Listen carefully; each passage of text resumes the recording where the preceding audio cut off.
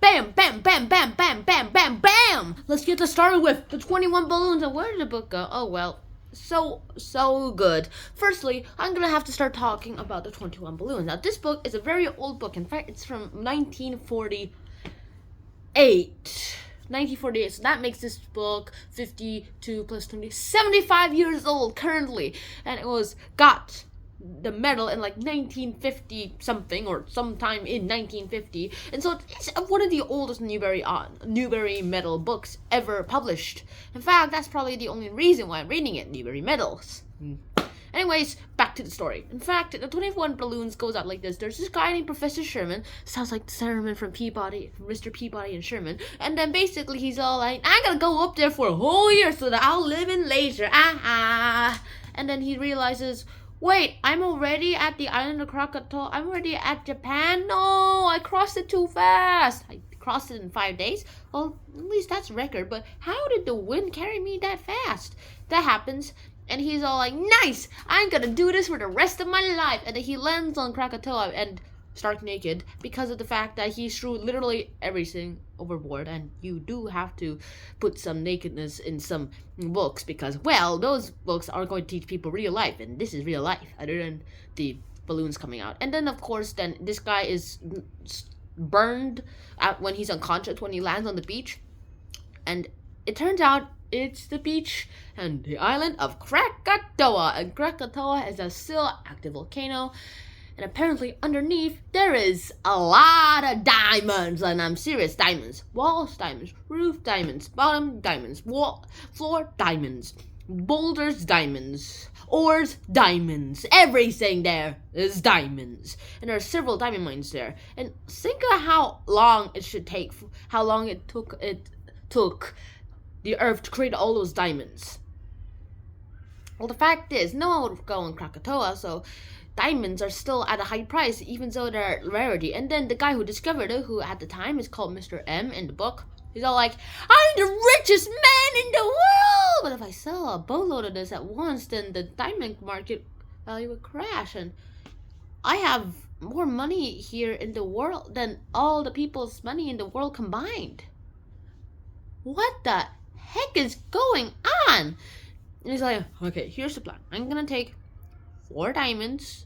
3 of them will be small size. 1 of them will be a big diamond baseball size. And let's go sell them. He goes off back home after building a really, really bad boat. And he uses a diamond axe. Yes, diamond axes apparently exist. And he's all like, hey, I was living on Krakatoa for 2 days. It is terrible. And I almost died. And they're all like, okay, we're not going there. This guy just convinced us that it is not Krakatoa is uninhabitable and it has no real value there. I mean, what the heck are we going to find there? Diamonds? Haha, no. What they find there is volcanoes. So they're like, okay, we're not going to go there. And then he returned and he's all like, nice. Actual civilization. Now, I'm gonna go ahead and start being the richest man in the world, but first I need a few families with me because it would be a little lonely, don't you think? So he goes ahead, sells the 3 diamonds, the small diamonds, and he gets like $1 bajillion dollars. I'm not going to say how much though because it doesn't say much. And then he used that to buy a ship, and then he used the big baseball diamond to lure families in, and he chose each family really greatly. There are 20 families in total. And he said, okay, requirements. You must have a father, a mother that are not divorced, and a son and a daughter. Only those 2 children. And that they must be between the ages of 3 to 8. Okay? They're like, that sounds fine to me if we get diamonds. And he's all like, nice. Now, do you know how to be a crew? What's a crew? Oh, you gotta be kidding me. And he goes ahead and boom! He trains all of them. After a few months, he's like, alright, go to Krakatoa. Possibly no one else has discovered the diamond mines yet, or is foolish enough to sell all of them at the same time. And luckily, that did not happen. No one is on Krakatoa except them. They're like, nice. Now, let's go. They go and they find, oh my goodness sake, it is the best thing in the world. They find out that, yay, we found diamonds, and all those stuff, their pockets full of diamonds. They're like, we're gonna sell them, we're gonna sell them. And you're like, don't sell them at once. All at once, because then each of them will get cheaper. They look at the mines and they're like, well, these diamonds are worthless to us, let's throw them away. Boom! And they throw them back into the diamond mine. And they decide to go ahead and do a little three-way system. In fact, this is just Mr. F, apparently one of the residents of one of the families of the island, just telling Professor Sherman about the history of this Krakatoan island's inhabitants. And they go ahead, they decide to go build houses. And each of them were also chosen for creative arts. They had creative arts interests, they also had inventive interests, and they could not be bored. Yeah. And they're all like, alright, what now? I mean, these guys are creative, they have creative arts in them. They must not be born on such a small island. And look, they got infinite money! Money, money, money, money! So what are they gonna do? Well, they have no idea. First off, build a house. And they're like, oh, the volcano breaks all the stones, foundations. What are we gonna do? The diamonds! We have so many diamonds! Go find boulder-sized diamonds. And they go ahead, and they find boulder-sized diamonds. They're like, that's a heck of a lot of diamonds.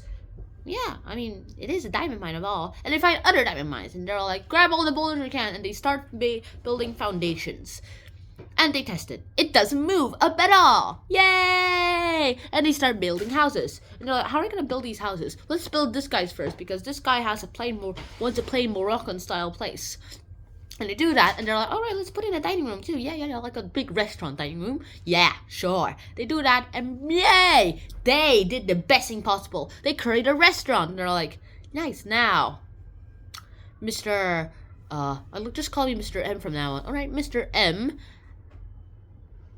would you be kind enough to let us build our own houses? Yes, sure, go ahead. Now you'll be Mr. and Mrs. A, Mr. and Mrs. B, Mr. and Mrs. C, and all the way until these are all the family names. A, B, C, D, E, F, G, H, I, J, K, L, M, N, O, P, Q, R, S, T, all the way to T, because U is a terrible name. Like, you, is this U, the letter U, or is it U? And yeah, it's a terrible name. In fact, I had a schoolmate named U, Y-U, and we all got a little confused too when we're talking about it, and they were like, hey, how about you? And they're like, yeah, and they're like, what about you? Him? And like, no, you, Y-O-U, you. Ah, yeah, that got weird. And now he's not at school anymore, so yeah, nice. Last thing that seems to happen is the fact that, well, they sell all of them at small amounts of time. In fact, even the children get a portion of the money, which is a gigantic boost. And then finally, 7 years later, he's here. They have a British breakfast place, they have a French breakfast place, they have a Moroccan breakfast place, they have a Turkish coffee shop, literally everywhere. And they literally had their own calendar where each of the months are named after a piece of food. And that month, and each day, they eat at a different shop, and different restaurant, and that different restaurant goes ahead and tries to prove itself to be the best food in the world. And they're like, yes, eat this baguette or this escargot. What's an escargot?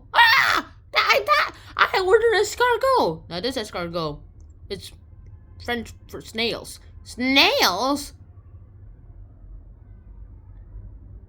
Okay. Ow! Take the shells out first. Oh.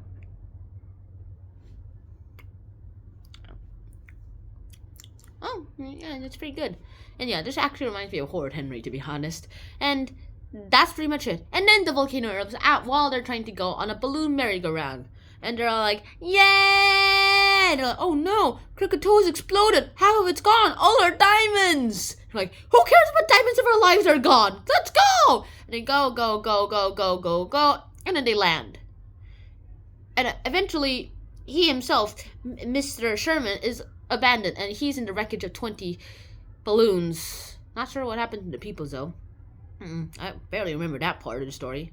And Mr. Sherman's rescued by a bunch of captains, and we're all full stop. We're back at the beginning of the story. At the beginning of the story, it basically goes out like this.